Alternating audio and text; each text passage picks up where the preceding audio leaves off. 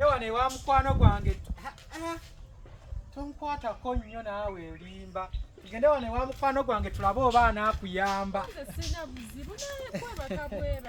Gyebaleko ssebo. Kale ssebo. Iye. Ogamba otya Masaka? Ndi bulungi ssebo mpozzi ggweyo. Sirina buzibu. Iye. Nyabo gyebaliko. Mama ng'onyirira. Kale. Kaakati nze mbadde nkubuuza ssebo. Nti nno ewaka osulawo wekka. Era nsula nzekka, nze siri mufumbo.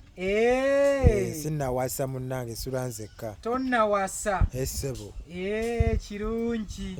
Buzibu ki? Omanyi olwaleero mbadde nva Masaka ku makya kati nga nzija eno kati twatuse mu takisi nga nninye takisi ku mutto gwe mbadde ntuddeko noono naye nga naye anziriridde wano ebbali nga muva Masaka. Ffenna nga tuva Masaka kati ono natandika okweyogeza ne tujja nga yeeyogezayogeza naye nze ne mpulira nga bintamye bye yeeyogeza bwe yamaze bwe yeesesaasesa bwankoona ku kibegabega bwankuba ku ttama nze naye nga tebisibyagala.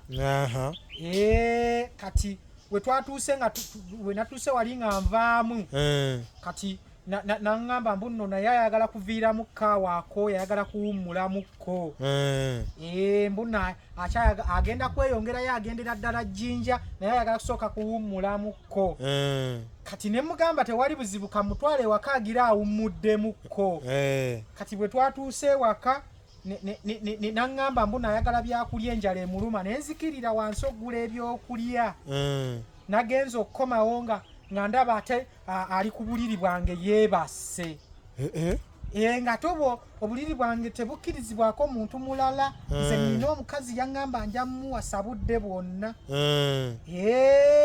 kati ngeza okulaba obudde buziba mugamba fuluma ogende n'agaana. Bwe buzibu obuliwo.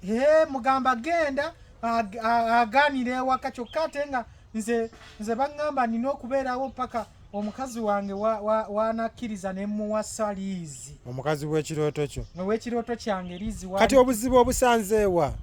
Anti nze obuzibu we mbusanze sisobola kusula na mukazi atali wa birooto byange.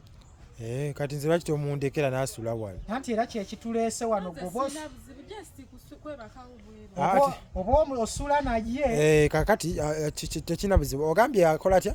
Ayagala wanaasula. Mami jangu side zeno. Kale bambi tweyanziza. Kale. Mubeere bulungi. Kale musule bulungi. Nze neekuumira liizi paka we ndi muwasa. Kale. Kale sola kusula n'abo bakazi.